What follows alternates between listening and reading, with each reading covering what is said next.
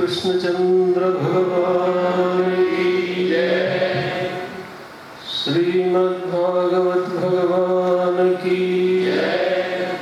श्री सुखदेव जी महाराज की जय। सब संतन की जय। सद्गुरुनाथ महाराज की जय। उमापति महादेव की जय। जय जय श्री राधे।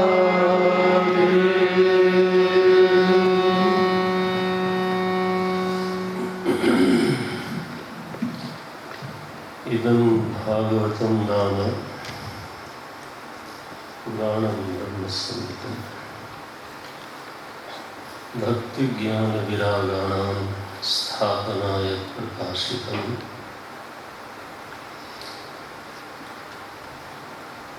सनत जी ने भागवत जी के बारे में सबसे पहला जो संक्षिप्त परिचय कराया, इदं भागवतं नाम पुराणं ब्रह्म संहितं। ब्रह्म संहितं का अर्थ है वेद संहितं, वेद से सुसंगत। यह ऐसा पवित्र ग्रंथ है जिसको वेद का पूर्ण समर्थन प्राप्त है। इदम नाम क्या है इसका? इदम भागवतम नाम पुराणं ब्रह्म संहितं प्रकाशितं किमर्थम। किस लिए प्रकट हुआ ये? बोलते हैं भक्ति ज्ञान विरागाणां स्थापनाय प्रकाशितम्। भक्ति ज्ञान और वैराग्य, ये जो तीन पदार्थ हैं, हमारे हृदय में इनकी प्रतिष्ठा करने के लिए, हमारे हृदय में इनकी स्थापना करने के लिए तो ये प्रकाशित हुआ। किसने प्रकाशित किया, इसकी एक दीर्घ परंपरा है। सबसे पहले भगवान नारायण ने ब्रह्मा जी के सामने इसको प्रकाशित किया। इसको बोलते हैं चतुश्लोकी भागवत। ब्रह्मा जी को बहुत जिज्ञासा है कि ये सब क्या है। जब ब्रह्मा जी प्रकट हुए कमल पे, तो उनको ये बात समझ में नहीं आई कि आखिर ये सब क्या हो रहा है, किन इधर हमारे आसपास क्या है। अहम कह, मैं कहाँ से आया, मैं हूँ कौन। ये प्रकट होते ही जिसके हृदय में, जिसके चित्त में प्रश्न प्रकट हुआ, अहम कह, मैं कौन हूँ, तो ये पहला प्रश्न उनके हृदय में आने के कारण उनका एक नाम है कहा। ब्रह्मा जी का एक नाम है कहा। कह ब्रह्मा, कह का अर्थ होता है ब्रह्म। नपुंसकलिंग में जब बोलते हैं तो कम सुखम, कम माने होता है सुखम, सुख होता है। लेकिन ध्यान रहे जब पुल्लिंग में प्रयोग करते हैं, ये बड़े सौभाग्य की बात है। तो कई बार भगवान जो है मंगल कार्य बलात् भी करा लेते हैं। हमारे विद्यार्थी लोग भी हैं तो जरा सा पढ़ाने की शैली भी थोड़ी सी रहेगी। वैसे भी मेरी शैली वही है, तो इसमें से ये आगे लोग, ये लोग भी कुछ न कुछ प्रकाशित करेंगे, है ना। लेकिन पहला जो प्रकाशक है श्रीमद् भागवत का, वो भगवान साक्षात नारायण हैं। और उनके सामने जो जिज्ञासु बन के बैठा है, उनका नाम है ब्रह्मा। तो प्रकाशितम शब्द आया ना, तो केन प्रकाशितम, क्योंकि स्वाभाविकम प्रश्न अत्र जायते। प्रश्न बिल्कुल स्वाभाविक, किसने प्रकाशित किया, भगवान नारायण ने किया। तो बहुत गंभीर प्रश्न है ब्रह्मा जी को। उसके लिए 2 बार उन्होंने तपस्या करी। पहले तो भगवान प्रकट ही नहीं हुए, तपा तपा, आगे कथा आएगी करके आदेश दिया, और बाद में फिर से एक बार तप किया, तब प्रभु प्रकट। तब उन्होंने चतुश्लोकी भागवत का प्रकाश किया। ब्रह्मा जी को प्राप्त हुई तो ब्रह्मा जी ने नारद जी के सामने प्रकाशित किया। नारद जी ने व्यास जी के सामने प्रकाशित किया। भगवान वेद व्यास ने 17 पुराण लिखे, ब्रह्मसूत्र लिखा, महाभारत लिखी। जिस महाभारत के हृदय में श्रीमद् भगवद गीता है, वेदार्थानां सारः सर्व वेदार्थ सार संग्रहमिदं, गीता शास्त्र भगवान भाष्यकार ने लिखा।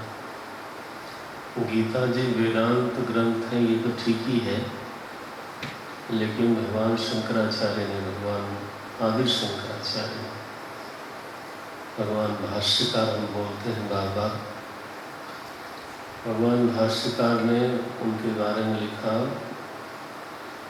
सर्व वेदांत सार संग्रह भूतम। वेदांत सार नहीं, सर्व वेदांत सार संग्रह भूतम इदं गीता शास्त्रम। वह गीता महाभारत के हृदय में विराजमान है। देखें, उसको भगवान वेद व्यास ने प्रकट कर लिया था। सारे वेदों का संपादन किया, ब्रह्मसूत्र लिखा, महाभारत लिखा, 17 पुराण लिखे। अगर ऐसे कहा जाए तो हालांकि थोड़ा सा उस विषय में मतभेद भी हैं, लेकिन पातंजलि योग सूत्र को उन्होंने भाष्य भी लिखा, व्यास भाष्य प्राप्त है। इतने ग्रंथ लिखने के बाद भी तो वो सरस्वती के तट पे बैठे हुए थे बद्री नारायण के पास।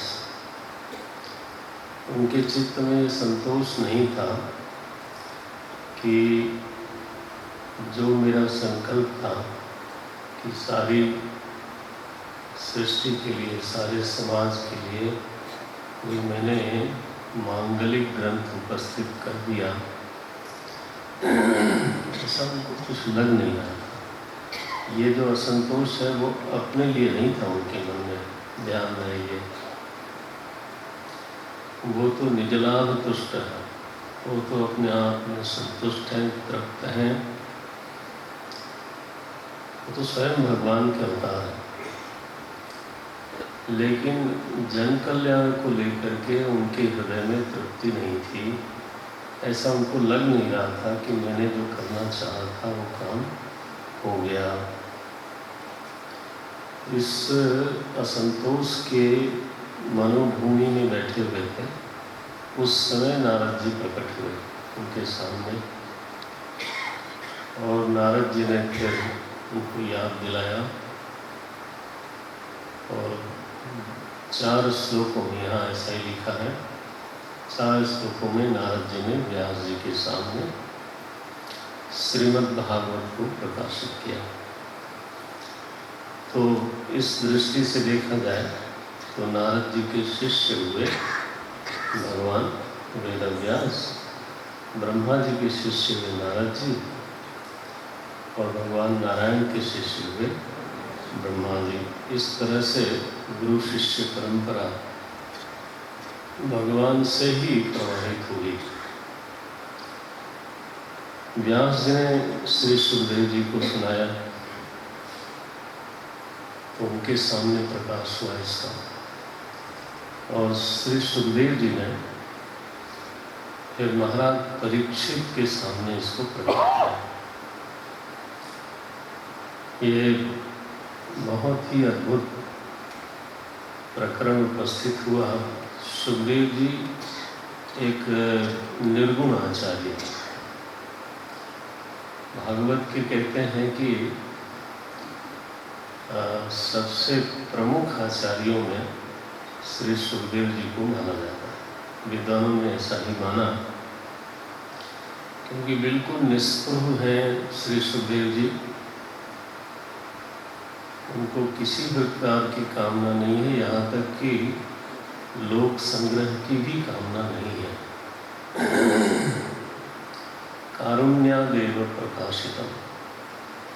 श्री सुखदेव जी महाराज केवल करुणा परवश होकर के तो परीक्षित के सामने प्रकट हुए थे। वो कोई लोक संग्रही व्यक्ति भी नहीं थे, इसलिए उनको अवधूत शिरोमणि कहते हैं। जात सिद्ध है और जात विरक्त है। अभी हम लोगों ने श्लोक पढ़ा, यम प्रव्रजंतम अनुपेतम अपेत कृत्यम, कृत्यम अपेतम एव परिव्रजंतम। पहले कोई संस्कार उनको हुआ नहीं, न चूड़ाकरण संस्कार हुआ, न नामकरण संस्कार हुआ, कोई संस्कार नहीं हुआ। अपेत कृत्यम प्रव्रजंतम, परिव्राजक हो गए। जन्म लेते ही परिव्राजक हो गए। जो वैराग्य है वो उनके पूर्व जन्म से ही सिद्ध है। कहीं कहीं किसी किसी पुराण में तो श्री सुखदेव जी को भगवान शंकर का अवतार भी मानते हैं। तो उनको वैराग्य होने की कोई तिथि हो, आयु हो, ऐसा होने वाला नहीं है। तो सुखदेव जी इतने विरक्त हैं, उनको अद्वैत में प्रतिष्ठा है। लेकिन फिर लोक संग्रह भी फिर किस लिए था नहीं उनके पास। नारद जी में लोक संग्रह था, इसलिए उनको श्रोता और वक्ता दोनों वो शिष्य बने तब, और जब वो वक्ता आचार्य बने तब उनका जो स्वरूप माना जाता है वो लोक संग्रही का माना जाता है। लेकिन ध्यान रहे, निष्कामता वहाँ भी बनी हुई है, लोक संग्रह की कामना के अलावा बाकी कोई कामना है नहीं। और वो जो कामना है वो भी करुणा से ही प्रेरित है। भक्ति रुदन कर रही थी, आएगा विप्रकरण, रो रही थी, क्योंकि उसके जो 2 पुत्र हैं ज्ञान और वैराग्य, वो वृद्ध हो गए थे, सातु तरुणी, और वो युवती होकर के बैठी थी, रो रहे थे। नारद जी को बहुत करुणा हुई, उन्होंने उनके सामने ही प्रतिज्ञा कर ली, तस्मिन् त्वां स्थापयिष्यामि गेहे गेहे जने जने कलिना सदृशो नास्ति युगो। हे वरानने, हे सुमुखी, कली के सदृश कोई युग नहीं है, तुम इससे घबराओ मत। मैं सतयुग में नहीं, द्वापर में नहीं, त्रेता में नहीं, कलयुग में ही तुम्हारी स्थापना करूंगा। ये चुनौती उन्होंने ली, स्वयं ली। तस्मिन् त्वां स्थापयिष्यामि, इस कलयुग में ही तुम्हारी प्रतिष्ठा करूंगा। कहाँ? हर देश में, ऐसा नहीं कहा उन्होंने, घर घर में करूंगा। गेहे गेहे, घर में मैंने क्या दीवारों में रखेंगे? बोले नहीं, जने जने, हर घर में, हर व्यक्ति के हृदय में, हे भक्ति देवी, आपकी मैं प्रतिष्ठा करने वाला हूँ। और यदि ऐसा नहीं किया तो हरिदास नहीं कहलाऊंगा।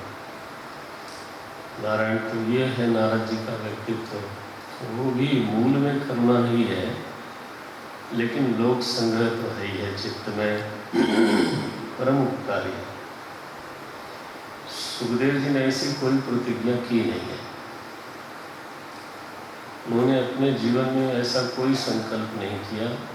निजलाभपूर्ण, स्वयं की जो उनको प्राप्ति हुई है, सुख स्वरूप की जो प्राप्ति हुई, ऐसा लगता है कि हम लोगों को बाकी बहुत सारी प्राप्तियां होती होंगी, लेकिन निज की प्राप्ति नहीं होती। तो हम लोगों को कोई नहीं कहता निज लाभ और पूर्ण, हमको हमारा आपा नहीं मिला। समर्थ गुरु रामदास जी ने एक जगह लिखा, कहते हैं जब उनको बोध हुआ अपने स्वरूप का, तो उनके मुख से उद्गार आया, अरे इतने दिनों बाद मेरी भेंट मुझसे हुई है, मुझसे मेरी भेंट हुई है इतने दिनों बाद। ये है निज लाभ, मैंने सर्वलाभ फिर भी सुलभ है, लेकिन निज लाभ जो है वो कठिन है। तो श्री सुखदेव जी महाराज के बारे में तो यही कहा जाता है, निजलाभ पूर्ण, परितुष्ट है, निस्पृह है। लेकिन करुणा एक विचित्र तत्व है, स्वाभाविक है, लगता है कि आत्मा का ही औपाधिक धर्म है। मैंने कथा सुनी थी सुखदेव जी के मुख से, जो भागवत प्रकाशित हुई उसके बारे में। मीठी सी कथा है तो इसी में कहता हूँ। तो कहते हैं कि वो कहीं गंगा किनारे बैठे थे, तो उधर से नारद जी पधारे, बोले महाराज परीक्षित वहाँ अनशन करके बैठने जा रहे हैं, तो 7 दिन में उनकी मृत्यु हो जाएगी, आप उनका उद्धार कर दो तो बेहतर होगा। अरे बोले उनको उनके कर्म का फल मिला, ये दुनिया जो है कर्म प्रधान विश्व कर राखा, इसमें मैं अपने को कहाँ से डालूं? भगवान खुद ही सो रहे हैं क्षीर सागर में, इतना बढ़िया प्रबंधक कोई हो नहीं सकता। सृष्टि का जो CEO है वो सोता है। ऐसी बढ़िया व्यवस्था बनाई है कि सृष्टि चलती रहती है, उनको बार बार इंटरफेयर करने की जरूरत नहीं होती। भगवान विष्णु को सृष्टिकर्ता दाता अगर मानते हैं तो ऐसा कह लीजिए, और अगर शिव जी को मानते हैं तो वो समाधि में रहते हैं, ऐसा कह लीजिए। किसी को हमारी आपकी फिक्र नहीं है नहीं, फिक्र नहीं है माने बार बार हस्तक्षेप नहीं करते। हस्तक्षेप माने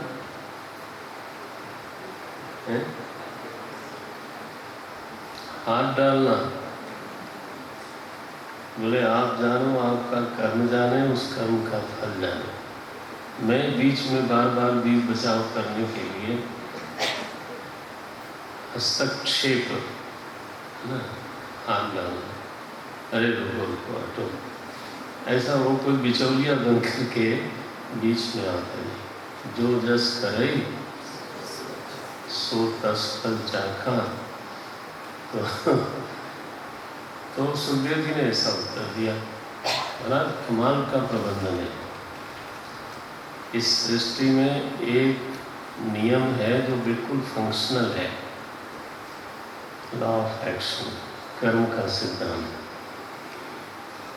जैसा कर्म होगा वो विधि विधान के अनुसार फलीभूत हो जाएगा, और उस कर्म का कर्ता उस फल का भोक्ता होगा, दूसरा कोई भोक्ता नहीं होगा। वो जो फल है अपने कर्ता को ढूंढ लेता है।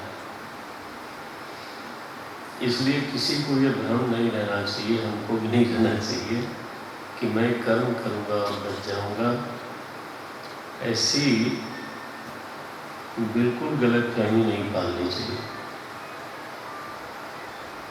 और मज़ा ये है कि चाहे एकांत में करें, चाहे जनशून्य स्थान में करें, लेकिन वो तो बस विधि में आ गया फिर।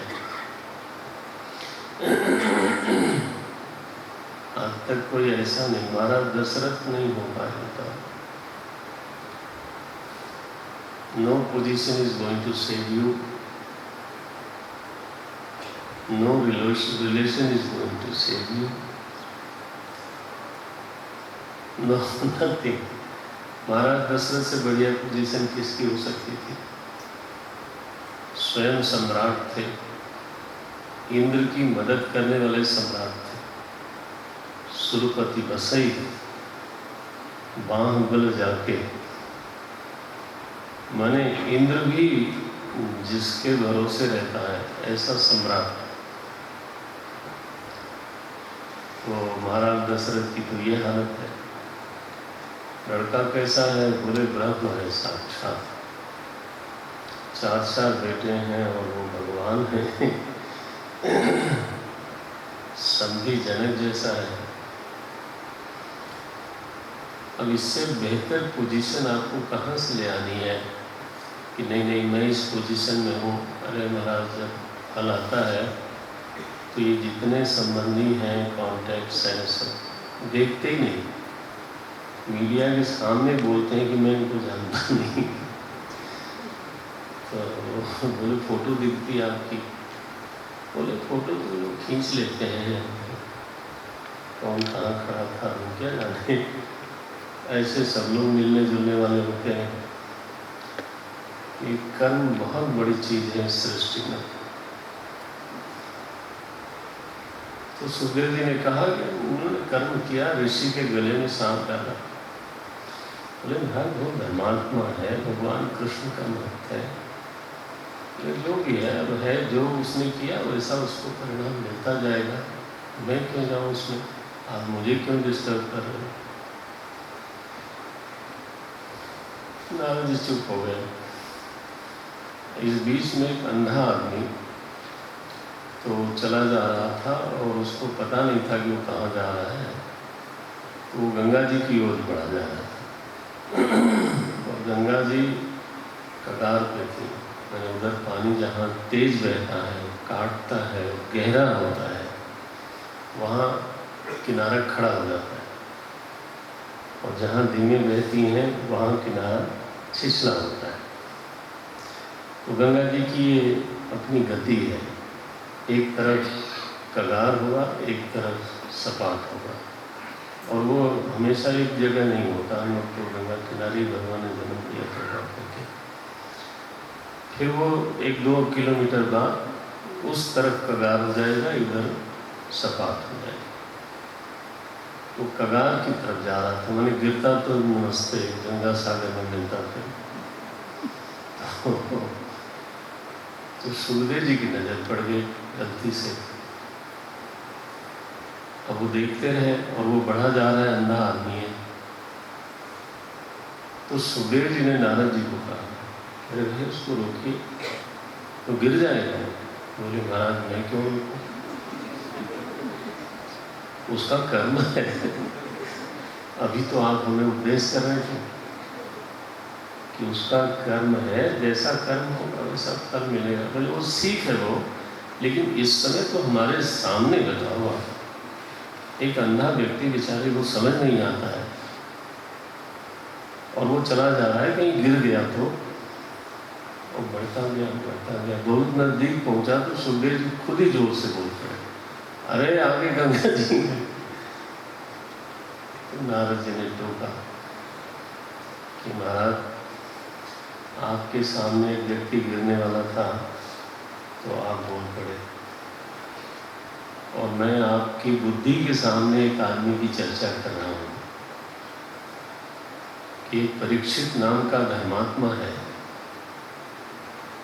और वो व्यक्ति 7 दिन तक केवल जीवित रहने वाला है, श्राप लग गया है उसको, तो फिर आप उसका उद्धार नहीं कर रहे हो, ये कहाँ का न्याय होगा। फिर बस सुखदेव जी को समझ में आ गया। तो वो तत्रा भवत भगवान व्यास पुत्र है, तो वो तो अभवत वही प्रकट हो गए सुखदेव जी महाराज। तो शुद्ध रूप से करुणा से प्रेरित होकर के तो सुखदेव जी महाराज ने ये उपदेश किया। और परीक्षित ऐसा शिष्य है, बिल्कुल निष्काम है, विरक्त है, जीवन के प्रति मोह नहीं है, जीवन जो मिला है उसके उपयोग के प्रति सचेत है। 2 परीक्षित हैं हमारे शास्त्र में। कल मैंने किसी को परीक्षित कहा था, तो 2 परीक्षित हैं हमारे शास्त्र में। महाभारत में एक परीक्षित है, भागवत में दूसरे परीक्षित हैं। यानी 2 तरह के विकल्प जीव के सामने होते हैं। महाभारत में जो परीक्षित हैं उनको साथ लगा, कथा वही है। तो उन्होंने गंगा जी के अंदर, हस्तिनापुर में के सम्राट थे वो, तो गंगा जी वहाँ बहती हैं, तो उस समय तो बिना बांध के, बताइए, बिना अवरोध के, बिना नहर के कितना जल होगा गंगा जी में, आप सोच नहीं सकते। तो अब तो मैंने जगह जगह नहर इतनी निकाल दी गई कि जल कम दिखता है पहले की अपेक्षा, लेकिन उस समय तो क्या बात है। तो हमारे बचपन की याद है, गंगा जी को देखने से भय लगता था, इतनी बड़ी है वो। महाराज गोमुख में ही जब प्रकट होती है तभी पूरी नदी है, उस समय भी कोई उल्लंघन करने का साहस नहीं कर सकता। तो आप समझे, तो वहाँ उन्होंने गंगा जी के भीतर एक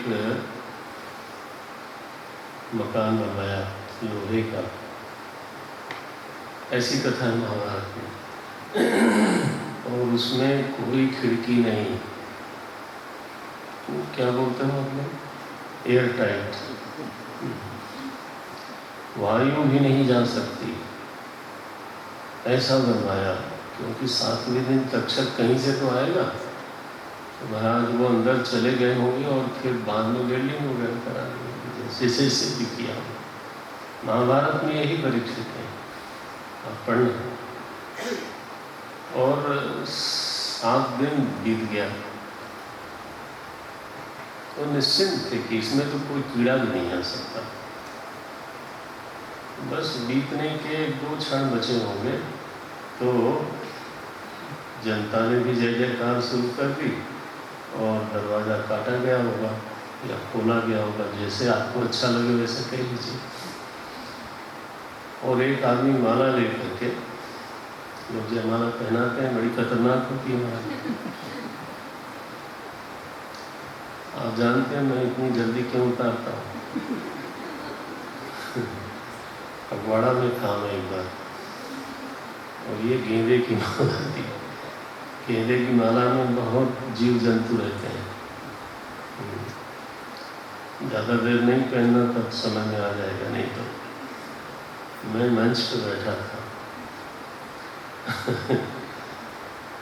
और पहना भी उन्होंने, मैंने सोचा आदर करना चाहिए, थोड़ी देर पहनते हैं। 20-25 मिनट भी नहीं पहना होगा, वो सब हमारे बनियान के अंदर प्रवेश कर गए, छोटे छोटे कीड़े। अब बताओ मंच पे मैं पीठ तो नहीं खुल जा सकता। तो 1.5 घंटे लगभग जो तपस्या हुई, शांति से प्रवचन करता रहा। सामने वालों को अगर अनुमान हुआ होगा तो ऐसे वैसे करने से हुआ होगा, नहीं तो और कोई। तब से मैंने समझा कि लोग पहनते ही क्यों उतार देते हैं। कुछ फूल हैं जिसमें शायद कम होते हैं, लेकिन हो सकते हैं। तो ये परीक्षित को माला पहनाई उसने। जय हो महाराज, आपने तो ब्रह्म शाप को भी बाधित कर दिया, विजय कर लिया, आपकी जय हो। और जैसे ही माला पहनी उन्होंने महाराज, उसमें से वो तक्षक कीड़ा बन के बैठा था, एकदम फुंकार के निकला और भस्म हो गए वहीं पे। तो एक परीक्षित तो ये है जिन्होंने जीवन बचाने के लिए वो हर संभव व्यवस्था की जो हो सकती थी। प्रायः हम लोग इसी परीक्षित का अनुकरण करते हैं।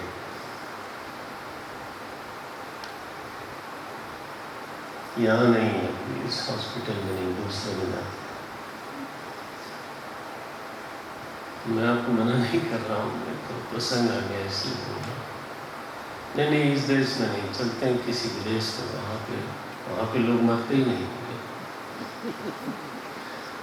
मैंने ऐसा कोई देश है क्या जहाँ का हॉस्पिटल ऐसा हो है? हमारे बाबा गुरु तपोन जी महाराज, गुरुदेव हमारे चाहते थे कि उनको मैं दिल्ली ले जाऊं। उन्होंने कहा कि गुरुदेव आपको दिल्ली ले जाएंगे दवाई करने के लिए। पूछा अरे दिल्ली क्या ऐसी जगह है जहाँ कोई मरता नहीं? तो चुप हो गए। एक तो ये तरीका है कि पूरी व्यवस्था की जाए, लोहे का घर बनवाया जाए, जो भी मर्जी हो। और एक श्रीमद् भागवत के परीक्षित जी हैं, वो कमाल के हैं। उन्होंने एक व्यवस्था नहीं की। मैंने साफ का समाचार मिलने के तुरंत बाद उन्होंने पहला काम किया कि अपने बेटे को राज्याभिषेक कर दिया, जन्मेजय का, और मंत्री को संभला दिया और गंगा जी के किनारे जाके प्रायोग प्रवेश करके बैठे। और वो महात्मा उनके सामने आए महाराज, जब वो सम्राट थे तो कभी नहीं आए थे। ऐसे ऐसे विरक्त महात्मा, वो सब उनसे मिलने आए, उनको आशीर्वाद देने के लिए आए, उनको आश्वासन देने के लिए आए। और उन्होंने सवाल उनसे पूछा, और ये 7 दिन सत्संग हुआ और वो मुक्त हो गए। ये नहीं लिखा जाता कि वो मर गए, ये लिखा जाता है कि 7वें दिन वो मुक्त हो गए। तो जो जीवन मिला है उसको बचाने का आग्रह, एक पद्धति ये है जीने की, और एक पद्धति ये है कि जो जीवन मिला है उसका कितना अच्छा सदुपयोग हम कर सकते हैं। उस आयु को सत्कर्म से, सत्संग से, सद्विचार से, सद्भाव से, सत से कितना भर सकते हैं। 2-4 साल ज़्यादा भी जी गए और उसमें सत से भर नहीं पाए, उसका कोई मतलब नहीं है।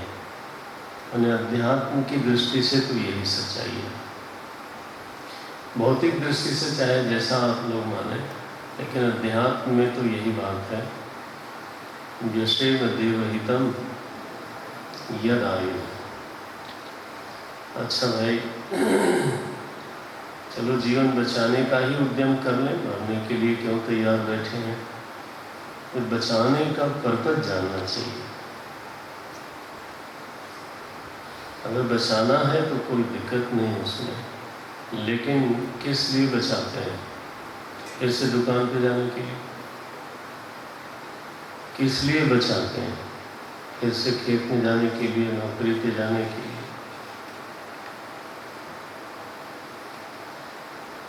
अगर बचा भी लेते हैं तो लाभ तो इस बात में है ना कि जो बचा हुआ जीवन है और उसको तो हम खाली नहीं जाने देंगे। यह वृत्ति तो आनी चाहिए। महाराज परीक्षित ऐसे संत हैं, विरक्त हैं, जिज्ञासु हैं, और जिज्ञासा के अतिरिक्त उनके चित्त में और किसी प्रकार की इच्छा नहीं है। जानकर क्या करेंगे, ऐसा उनसे कोई पूछा जाए, कोई पूछे कि अच्छा आपने प्रश्न किया है तो आप जान लोगे तो क्या करोगे, तो वो ये नहीं कहते हैं कि स्थापयिष्यामि गेहे गेहे, ये नहीं कहते। मैं दूसरों को प्रकाशित करूंगा, ऐसा भी भाव नहीं है। बस अंतिम है ये। इसलिए बिल्कुल जो उत्तमोत्तम कोटि का जो श्रोता है, जिज्ञासु है, वो है महाराज परीक्षित। किसी भी अन्य तृष्णा, किसी भी अन्य संकल्प के बिना श्रवण करना, ऐसा उत्तम से उत्तम माना जाता है। ध्यान में आप इस प्रवचन को सुन के नारद जी के प्रति कोई हे बुद्धि न रखना। नारद जी न होते तो प्रकाशितम कैसे होता। इसलिए उस कोटि के महापुरुष लोग तो परम दयालु हैं, इसमें कोई बुरा नहीं, लेकिन श्रोताओं की, वक्ताओं की श्रेणियां भी होती हैं। तो श्री सुखदेव जी ने महाराज परीक्षित को प्रकाशित किया। अब परीक्षित ने किसी को प्रकाशित नहीं किया,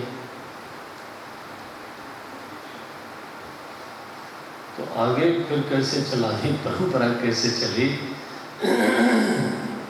तो यहाँ बोलते हैं कि सूत जी जो है वो उसी सभा में बैठे थे, बल्कि परीक्षित जी के निकट ही सुखदेव जी से आज्ञा लेकर के बैठे थे, और उन्होंने आज्ञा लेकर के विधि पूर्वक ओवर हियर किया, ऐसा नहीं, बाय द वे सुन लिया, ऐसा नहीं। उन्होंने विधि पूर्वक श्री सुखदेव जी से अनुमति लेकर के श्री सुखदेव जी के मुख से साक्षात सप्ताह श्रवण किया, पूरे मनोयोग से। तो श्री सूत जी के द्वारा फिर आगे ये शौनक के प्रति प्रकाशित हुई, और ये भी एक परंपरा चलते चलते चली। ये जो सूत जी हैं, इनका भी थोड़ा सा परिचय जान लेना चाहिए। आज के समय का मैंने लाभ उठाया है, थोड़ी सी पृष्ठभूमि मन में बन जाए। हमारे कुछ साधक अभी आए नहीं हैं, तो कल मैं संक्षेप करूँगा इस बात का, पता नहीं कर पाऊँगा कि नहीं, लेकिन कोशिश करूँगा एक बार दोहरा दूँ। सूत जी महाराज के पिता थे रोमहर्षण। वो कथा करते थे, तो एक बार वो कथा कर रहे थे, उनका वरण हो गया था, ब्राह्मण रूप से वरण किया गया था, हालांकि वो ब्राह्मण नहीं थे। और ब्राह्मण लोग और विद्वान लोग उनसे कथा सुन रहे थे, क्योंकि वो कथा बहुत बढ़िया करते थे। नाम क्या था उनका? रोमहर्षण। कथा ऐसी करते थे कि रोए खड़े हो जाए लोगों के। उनका नाम ही पड़ गया रोमहर्षण। श्रोता के हृदय में जिस रस का संचार करना चाहते थे वो कर देते थे। करुण तो करुण, हास्य तो हास्य, वीर तो वीर। तो ऐसा कुशल वक्ता थे वो। लेकिन बलराम जी उधर से निकले, उनको देख के बाकी श्रोता सब खड़े हो गए, और वो चूंकि व्यासपीठ पे बैठे थे, तो ऐसी भी मर्यादा सुनी जाती है कि व्यासपीठ पर बैठने वाला उस समय व्यास ही होता है। तो वो खड़े नहीं हुए, और बलराम जी ने श्राप दिया, वो भागे बेचारे। अब उस समय बलराम जी में उग्रता बहुत थी, कृष्ण भगवान से थोड़ा सा है ना बहस करके आए थे। तो ब्राह्मणों ने, श्रोताओं ने कहा कि महाराज आपने क्या किया? मैंने तो इस कथा के लिए इनका वरण किया, तो अब आपने मार दिया इनको, तो अब क्या करें? तो बलराम जी ने कहा कि कहो तो जिला दे, समर्थ भी तो है ना। बोले नहीं महाराज। तो बोले इसके पुत्र को मैं अपनी ओर से अनुग्रहित करके तो इस आसन पर बैठाता हूँ।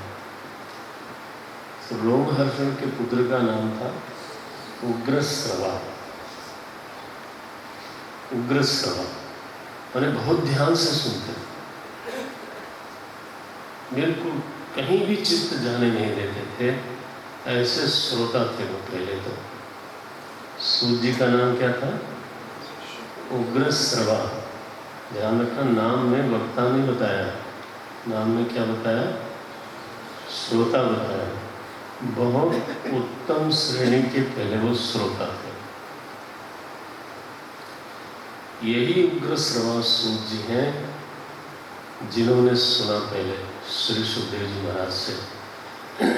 लेकिन उसके पहले ही आप ऐसा समझें कि ये जो वंश है गुरु शिष्य का, विद्वान लोग कहते हैं ये बदल गया। कैसे बदला? कि बलराम जी ने उनको अनुग्रहित किया। तो रोमहर्षण के पुत्र जरूर थे, लेकिन कृपा पात्र किसके हुए? बलराम जी के। तो वहाँ से एक धारा बही, तो ये वो सूत जी हैं, और देखिए भला क्या व्यवस्था है। सूत जी वक्ता है, और सौनक ऋषि हैं। कितने लोग यज्ञ में बैठे थे? वो सब ऋषि थे, यज्ञ कर्म करने वाले लोग थे। वो लोग श्रोता है, और सूत जी विराजमान है आसन पर, वो वक्ता है। तो इस तरह से ये प्रकाशित हुआ। मैंने एक शब्द लिया था भागवत जी का, महात्मा का, इदम। आपको श्लोक मिल गया कि नहीं? मैं दिखा देता हूँ, चश्मा चाहिए। उपनेत्र से आवश्यकता वर्तते। वो है 7:1, 71वां श्लोक है दूसरे अध्याय का। यहाँ से मैंने शुरू किया है, और जिसके जिसके पास ग्रंथ होगा, जैसे भी आप जानते हैं, उसको ज़्यादा लाभ होगा, क्योंकि हम ग्रंथ पे ही रह के बात करेंगे। इदम भागवतम नाम पुराणम ब्रह्म संहितम। भक्ति ज्ञान विरागाणाम स्थापनाय प्रकाशितम। केन प्रकाशितम, ये चर्चा चली। ये प्रकाशितम से समूची गुरु परंपरा को स्मरण कर लेना चाहिए, एक बार उनका आशीर्वाद देना चाहिए, नमन करना चाहिए। भगवान नारायण से लेकर के सूत सौनक तक एक परंपरा और है यहाँ पर श्रीमद् भागवत में, गुरु शिष्य परंपरा। वो है भगवान शेष नारायण। वो उपदेश करते हैं सांख्यायन ऋषि को, और सांख्यायन ऋषि उपदेश करते हैं बृहस्पति को, और बृहस्पति ऋषि उपदेश करते हैं मैत्रेय को, ऋषि मैत्रेय को, और मैत्रेय ऋषि उपदेश करते हैं विदुर जी को। तो एक धारा और बहती है, एक भगवान नारायण से धारा बही और एक भगवान शेष नारायण से धारा बही। विदुर जी ने जो भागवत सुनी वो उस धारा की भागवत है, और परीक्षित ने जो धारा सुनी वो भगवान नारायण, ब्रह्मा जी, नारद जी, व्यास जी, फिर पराशर तो पहले हो गए, फिर सुखदेव जी, फिर सुखदेव जी से महाराज परीक्षित, और उसी समय सुखदेव जी से ही सूत जी, और सूत जी से सौनक जी। इस तरह से प्रवाह है, विद्या का प्रवाह है। बिल्कुल जैसे सरिता प्रवाहित होती है वैसे ही विद्या भी गुरु शिष्य परंपरा से होते हुए प्रवाहित होती हुई चली जाती है। तो ये वैदिक सनातन धर्म में श्रीमद् भागवत पुराण वेद सम्मत है। ये कहने का मतलब क्या है? सनत कुमार ऐसा क्यों बोलते हैं? इदम भागवतम नाम वेद सम्मितम ब्रह्म सम्मितम पुराण। ये वेद से सुसम्मत है। इसका अभिप्राय ये है, हम सनातन धर्मियों को समझना चाहिए कि कोई भी ग्रंथ अपने आप में तभी प्रमाण है जब वो वेद सम्मत हो। स्वतः प्रमाण जो है, जिसको किसी और प्रमाण की आवश्यकता नहीं है, वो स्वतः प्रमाण वेद है। और वेद सम्मत होने के नाते पुराण प्रमाण है। वेद सम्मत होने के कारण स्मृतियाँ प्रमाण है। वेद सम्मत होने के कारण रामायण प्रमाण है। वेद सम्मत है तो हनुमान चालीसा भी प्रमाण है। वेद सम्मत है तो छोटा ग्रंथ, बड़ा ग्रंथ, कोई भी ग्रंथ प्रमाण है। लेकिन वेद के प्रतिकूल अंश में उसको हम वैदिक लोग प्रमाण नहीं मानते। वैदिकों का जो मूल ग्रंथ है, अपौरुषेय ग्रंथ है। अच्छा है, आपका ध्यान लगा हुआ है। अपौरुषेय ग्रंथ है वेद। अपौरुषेय का अर्थ है कि उसको ईश्वर ने नहीं रचा और किसी मनुष्य ने भी नहीं रचा। वेद अपनी अनुपूर्वी सहित नियत शब्द राशि सहित अनादि है और नित्य विद्यमान है।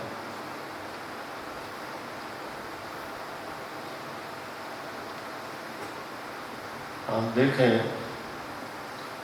रेडियो पर, टीवी पर, पहले रेडियो बहुत प्रचलित थी, अब कम हो गई। मैं अभी भी सुनता हूँ, कार्यक्रम अच्छे आते हैं, लेकिन एफएम वालों ने ऐसा डोमिनेट कर दिया है कि बाकी सब जरा हल्के हो गए, वो ठीक से आते ही नहीं स्टेशन। लेकिन आप देखें कि सुई जब किसी एक खास स्टेशन पे जाती है, खास जगह पे जाती है, जिसको हम लोग स्टेशन बोलते हैं, तो एक खास तरह की आवाज़ प्रकट होने लगती है। वो रेडियो में बनी आवाज़ या आवाज़ जो है पहले से विद्यमान थी,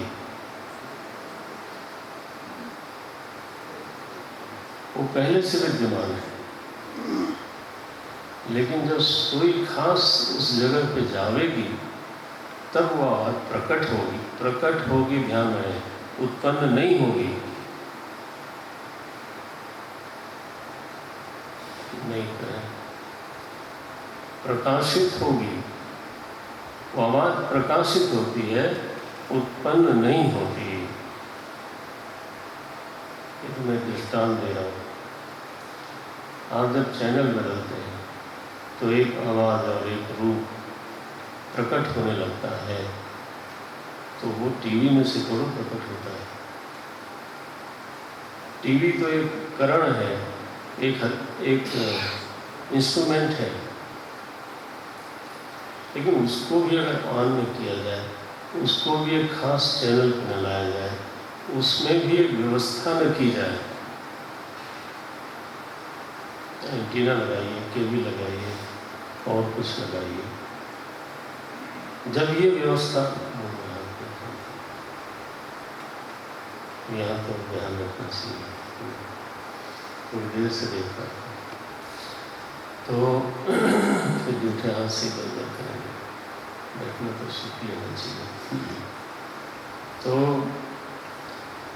जब तक वो व्यवस्था न करें, जब तक उस चैनल पे हम पहुँचे नहीं, तब तक वो आवाज़ प्रकाशित नहीं होती, प्रकट नहीं होती।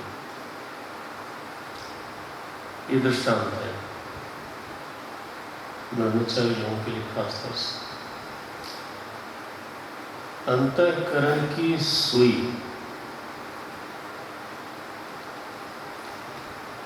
जब एक खास स्थिति में पहुंचती है, आप उसको स्टेशन कहना चाहो, मैं कहना नहीं चाहता, बुरा लगता है, शब्द अच्छा नहीं है। एक खास मनोभूमि में अंतःकरण प्रवेश करता है, एक विशेष मनस्थिति में पहुंचता है, तो पहले से जो विद्यमान नियत शब्द राशि है, नियत अनुपूर्वी के साथ वो प्रकट होने लगती है। वहाँ उसकी उत्पत्ति नहीं है, वहाँ उसका प्रकाश है। इसलिए हमारे वैदिकों में ऋषि को मंत्र दृष्टा कहा गया है, मंत्र कर्ता नहीं कहा गया। ध्यान में, ऋषय मंत्र दृष्टा रहा, न तो कर्ता रहा।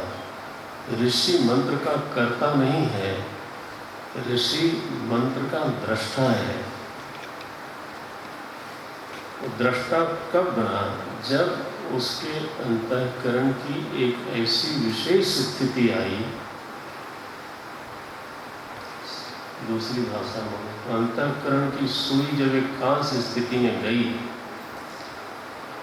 तो पहले से विद्यमान नियत अनुपूर्वी के साथ, नियत शब्द राशि के साथ जो वेद भगवान विराजमान है, वो प्रकाशित हुए और फिर उसने हमारे सामने उसका प्रकाश किया। तो उसको करता ही क्यों न मान लिया जाए? आप चाहे तो मान लें, हमें कोई बहुत ज़्यादा उसमें आपत्ति नहीं, लेकिन हम नहीं मानेंगे उसको। आप और हम दोनों ही अगर थोड़ा अंतर्मुखी हैं, जानते हैं, तो हम लोग के जीवन में भी ऐसी बातें आती रहती हैं। हम लोग बोलते हैं कि ऐसी परिस्थिति पे फिर अचानक एक ख्याल आया और फिर मैंने ये काम किया। अचानक, आजकल लोग बोलते हैं अचानक क्लिक हुआ। अचानक ख्याल आया, क्लिक हुआ। जैसे आप कहना चाहें, it is a way of expression. जो असलियत है उसमें कोई परिवर्तन नहीं होना जा रहा। तो जो ख्याल आया, आप उस ख्याल के कर्ता हो, ईमानदारी से अपने को कर्ता मानोगे? वो तो ख्याल आता है, and I am blessed because that thought came on the right occasion. बिल्कुल सही समय पे वो एक ख्याल आया और उससे मेरा काम हो गया। मैं जानता हूं कि उस विचार का कर्ता मैं नहीं हूं, लेकिन मैं अगर किसी को बोलूंगा तो कहेगा कि इनका विचार है, ये इनका विचार है। मैं ईमानदारी से जानता हूं कि वो मेरा विचार नहीं है। ये तो साधारण सभी लोगों के अनुभव में आता रहता है। इसलिए जो भी मेरे मुंह से निकले या जो मेरी कलम से निकले, उस सबका कर्ता मैं हूं, ऐसा कहना ठीक नहीं है। ये शुद्ध बेईमानी है।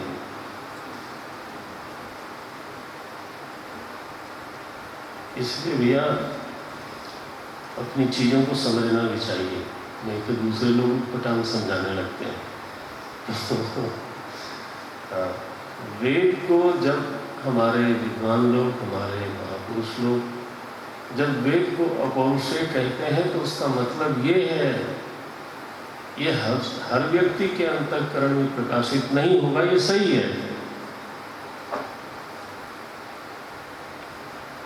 रेडियो की सुई हर स्टेशन पे जाके वही गाना बजाएगी ऐसा थोड़ा है, या वही गोष्ठी सुनवाएगी ऐसा नहीं है। उसको एक विशेष स्थान चाहिए। तो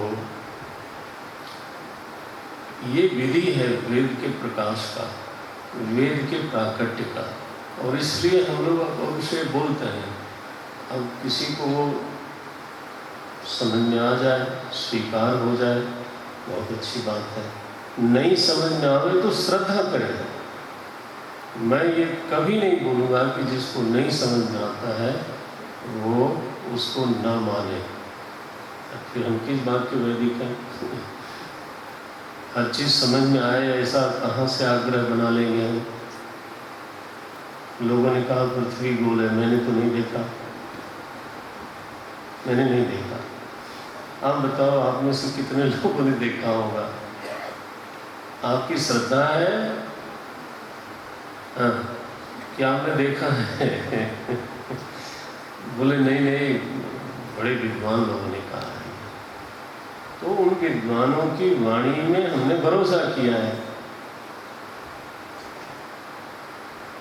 जबरदस्ती का अगर हम लोग अपने को बड़े शिरोमणि मानना चाहें, शांति से बैठ के विचार कर किया जा सकता है। समझ में आ जाएगा कि नहीं, हर चीज तर्क में हमारी बुद्धि में आ भी सकता है, लेकिन जब तक नहीं आया है तब तक तो हमें श्रद्धा करनी चाहिए, क्योंकि जो कहने वाला है वो श्रद्धा करने लायक है।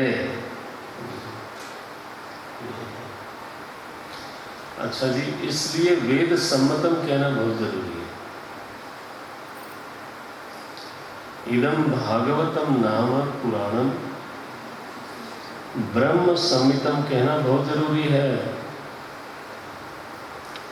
ये तो वेद सम्मत है। जो वेदार्थ है वही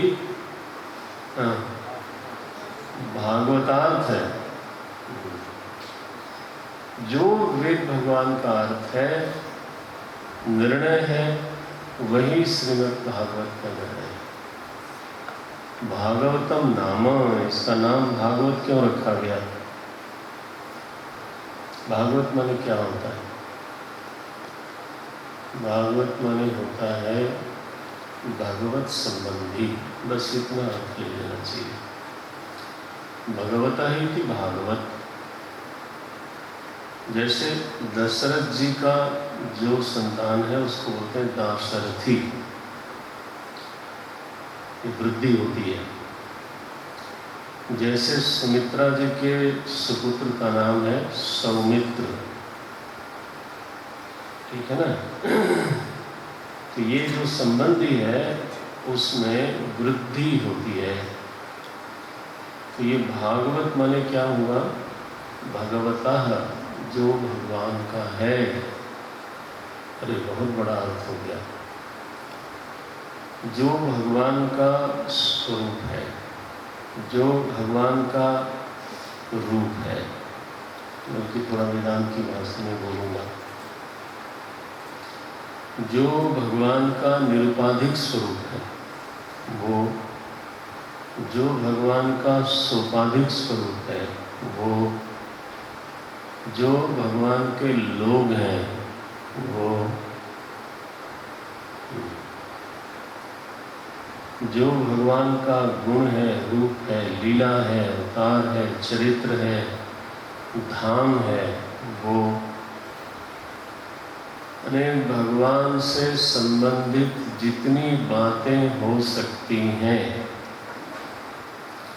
वो सारी बातें जिस ग्रंथ में कही गई हैं, हाँ, उस ग्रंथ का नाम है भागवत।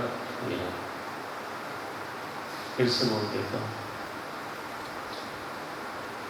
भगवान से संबंधित जितनी बातें हैं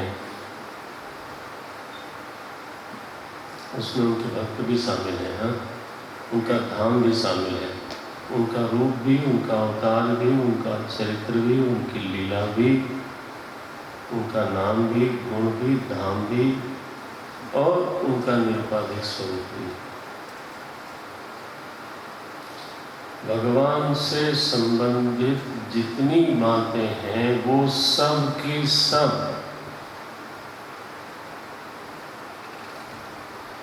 जिस ग्रंथ में प्रकट की गई है, उस ग्रंथ का नाम श्रीमद् भागवत महापुराण है।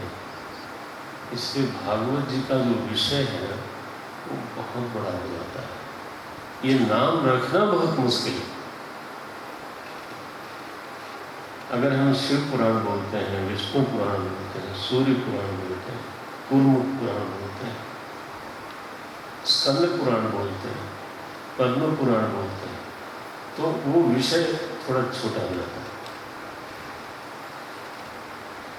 लेकिन जब हम बोलते हैं श्रीमद् भागवत महापुराण, इसके में तो अब भगवान से संबंधित दुश्मन भी होगा तो उसकी भी चर्चा होगी। आखिर भगवान से बिना संबंध जुड़े इस सृष्टि में है क्या? यानी शिशुपाल की भी चर्चा होगी, कंस की भी चर्चा होगी, क्योंकि आखिर तो वो भी भगवान से संबंधित है। तो इतना बड़ा विषय समेट करके फिर कोई ग्रंथ को प्रकट करे, आप समझ सकते हैं कि वो कैसा मनीषी हो। नारायण तो इदं भागवतम नाम पुराणम ब्रह्म संहितम। इसलिए भक्ति ज्ञान विरागाणाम स्थापनाय। फल क्या है भागवत जी के श्रवण का, मनन का, चिंतन का? बोले हमारे हृदय में भक्ति स्थापित होगी, वैराग्य स्थापित होगा, ज्ञान स्थापित होगा। ये हमारी उपलब्धि है। चर्चा सुनेंगे भगवान की हमारे हृदय में, तो ये तीनों उपस्थित हो जाएंगे। हरिचित्तम समाश्रय। महाराज कल्पतरु के नीचे गया आदमी, हाँ, तो वो जाने के बाद उसको कुछ फल मिलना चाहिए, तो टप उससे फल प्रकट हो गया और उसने अपनी तृप्ति करी। इसी तरह से भागवत जी के शरण में जब साधक जाता है तो कौन सा फल प्रकट होता है?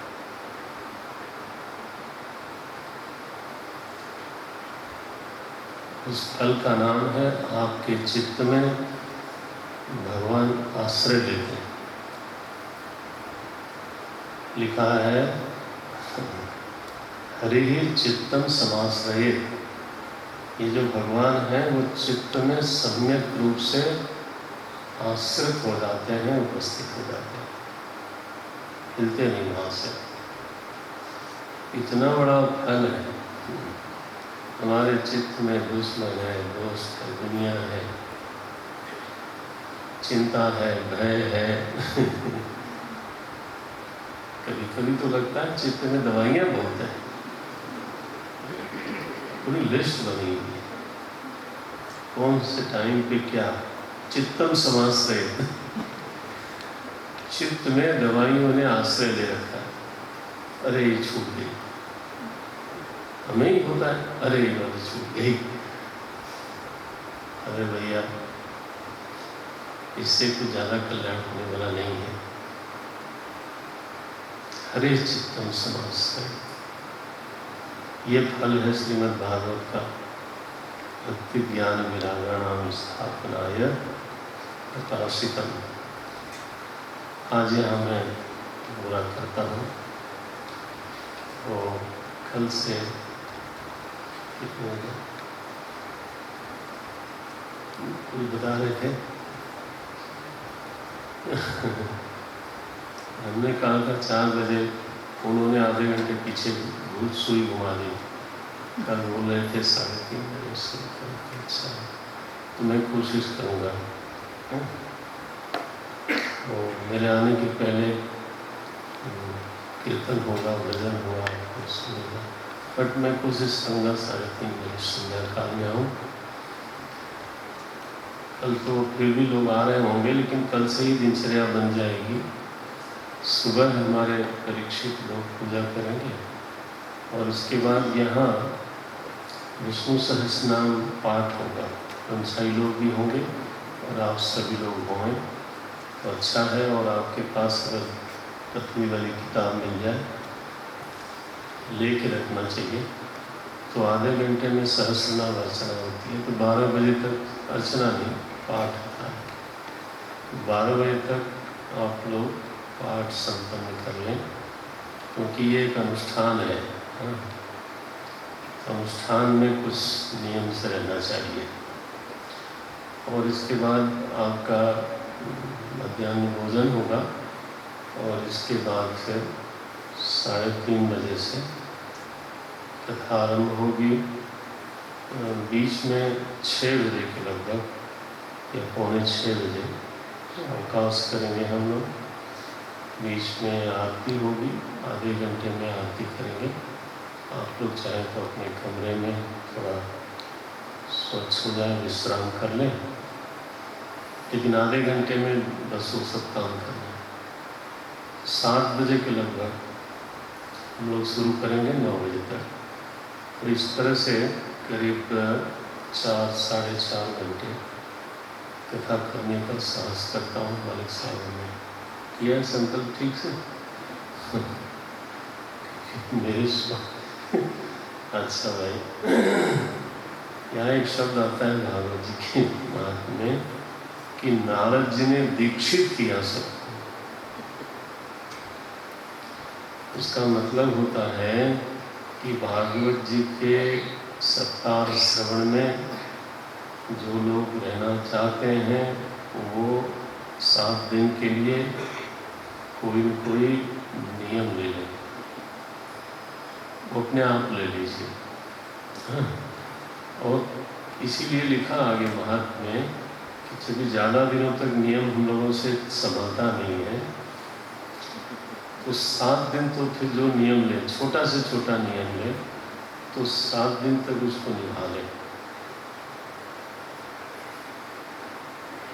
छोटा से छोटा नियम ले लें, लेकिन ले लें।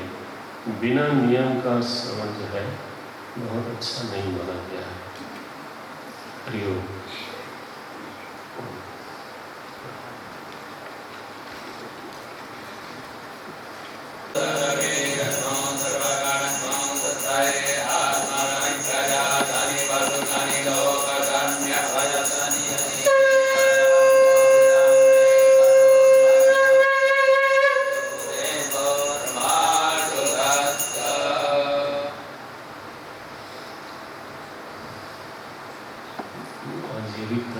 कर शुरू तो हो गया।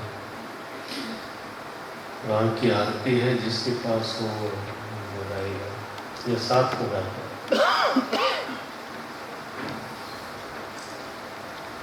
आरती अति पावन पुराण की, धर्म भक्ति विज्ञान